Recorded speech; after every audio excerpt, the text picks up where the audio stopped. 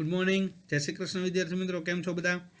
आज આપણે જે પાર્ટ 1 છે એ શેપર શેપ્ડનો આપણે જોયો છે, એટલે કે ઘડનાર ઘડાયો. એમાં આપણે એક પોએટ અને એક જે કુંભાર છે પોટર એની વાત આપણે આવી હતી. એ બંને વ્યક્તિ છે આપણે એને જોયા હતા. હવે આપણે પાર્ટ 2 છે એની અંદર બાકીના જે બે વ્યક્તિ જે આવશે એની આપણે માહિતી છે મેળવવાની છે. તમે જો આ ચેનલ છે સબસ્ક્રાઈબ ન કરી હોય તો સબસ્ક્રાઈબ કરી લેજો અને લાઇક કરજો અને શેર કરજો, કે જેથી કરીને મને પણ ઉત્સાહ રહે આગળ આવા વિડીયો છે એ બનાવતો રહું. અને બીજા વિદ્યાર્થી મિત્રોને પણ ખાસ શેર કરજો, જેથી કરીને વધારેમાં વધારે છે લોકો છે આ વિડીયો છે એ જોઈ શકે. 12મા ધોરણના વિદ્યાર્થીઓને ફાયદો પણ થાય.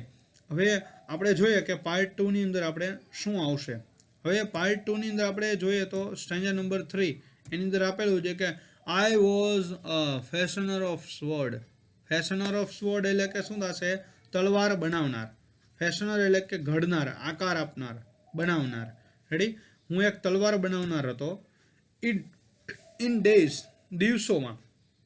ધેટ કે જે, નાવ એટલે કે હવે, આર ગોન એટલે જતા રહ્યા છે. જે દિવસો અત્યારે જતા રહ્યા છે એ દિવસોમાં હું તલવાર બનાવનાર હતો.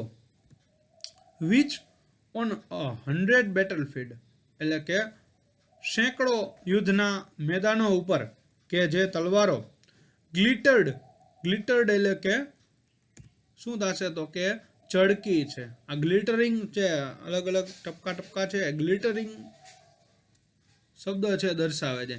રેડી? પછી ગ્લીમ એટલે કે ઝબકી છે. આછી ઝબકી, આછો જે પ્રકાશ હોય એને ગ્લીમ કહેવામાં આવે. આછો પ્રકાશ છે, ગ્લીમ ઝબકી છે. એન્ડ શોન અને પ્રકાશિત થઈ છે. સૂર્ય છે ઉગે તો કેવો થાય? પ્રકાશિત થાય. એ ઝબકે નહીં પણ એ પ્રકાશિત થાય. આખું જે પૃથ્વી છે એને શું કરે તો કે આખી પૃથ્વીને પ્રકાશમય બનાવી દે. પ્રકાશપુંજ જે એને કહેવામાં આવે છે, સૂર્ય છે એને. તો આવી ગ્લિટર તલવારો છે જ્યારે લડાતી હોય યુદ્ધના મેદાનની અંદર, તો એ ઝબકતી હોય, ચમકતી હોય અને પ્રકાશિત થતી હોય. તો આ યુદ્ધના મેદાનો ઉપર થઈ હતી જે તલવારો છે એવો હું તલવાર બનાવનાર હતો. બટ નાવ, પણ હવે, આઈ એમ બ્રિમિંગ એટલે કે છલકાઈ રહ્યો છું. With the silence of the lord એટલે કે ઈશ્વરીય શાંતિ છે એના દ્વારા હું છલકાયો છું. And I have ceased to be a sword maker એટલે કે હું તલવાર બનાવનાર છે એ બનતા અટક્યો છું. And I have learn to be the sword અને હું તલવાર બનવાનું શીખ્યો છું. એટલે કે કવિ છે, લેખક છે, એ એમ કહેવા માંગે છે કે હું તલવાર બનાવનાર હતો, લુહાર હતો, તલવાર બનાવનાર હતો. હવે તલવાર બનાવનાર છે એ બનતા અટક્યો છું. મારે સ્વોર્ડ મેકર નથી બનવું, પણ મારે સ્વોર્ડ બનવું છે. મારું કાર્ય છે એ મારે શ્રેષ્ઠ બનાવવું છે.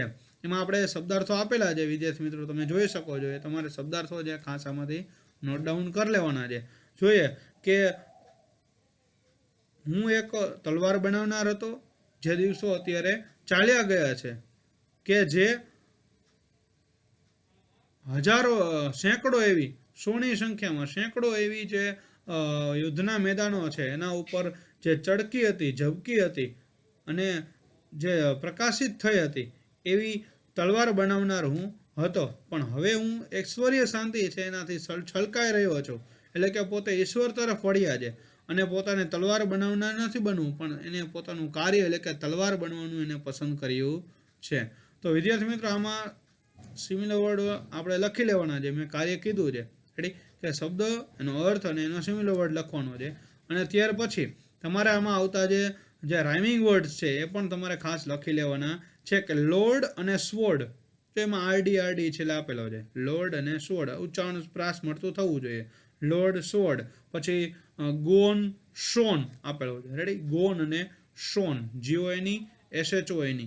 તો આ જે શબ્દાર્થો છે ખાસ કરીને તમારે લખી લેવાના છે. પેર ઓફ રાઇમિંગ વર્ડ્સ કેમ લખવાની? ગોન પછી ડેશ કરીને શોન લખવાનું. આ રાઇમિંગ વર્ડ્સ કરીને લખવાનું છે. અને આ જે શબ્દાર્થો છે એ લખી લેવાના છે આપણે આખી પોએમના. આ એક કાર્ય તમારે હોમવર્કમાં કરવાનું છે. સ્ટેન્જા નંબર હવે આપણે 4ની અંદર જોઈએ. સ્ટેન્જા 4માં આપણને આપેલું છે કે ઇન બાયગોન ટાઈમ્સ એટલે કે ભૂતકાળના સમયમાં.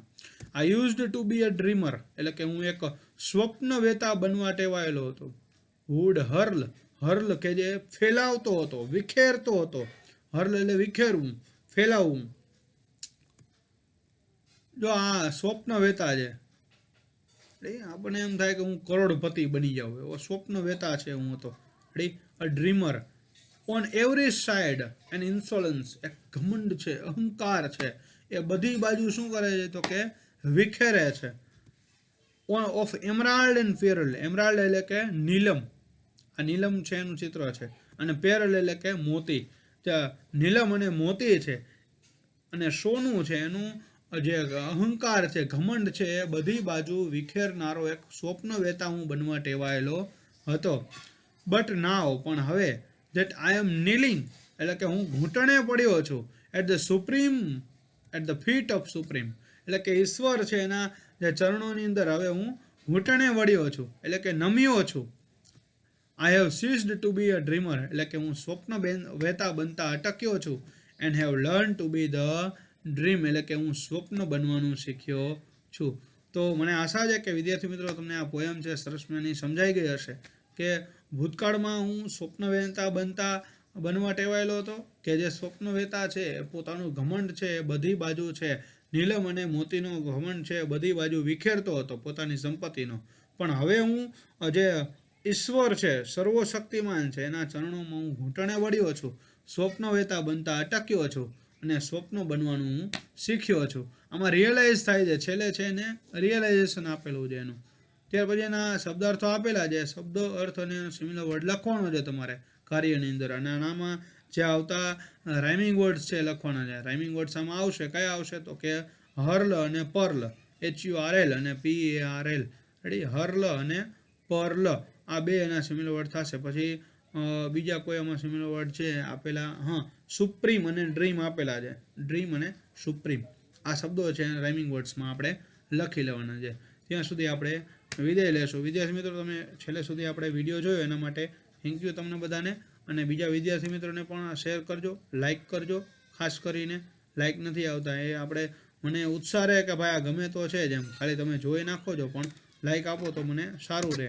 અને બીજું આપણે જોઈએ કે તમે સબસ્ક્રાઈબ ન કર્યું તો સબસ્ક્રાઈબ કરી લેજો, કે જેથી કરીને દરેકે દરેક પાર્ટ છે તમને એનો વિડીયો છે એનું નોટિફિકેશનમાં તમને મળતો રહે જ્યારે પણ હું યુટ્યુબની અંદર અપલોડ કરું ત્યારે. રેડી, થેન્ક યુ વિદ્યાર્થી મિત્રો, થેન્ક યુ ફોર વોચિંગ.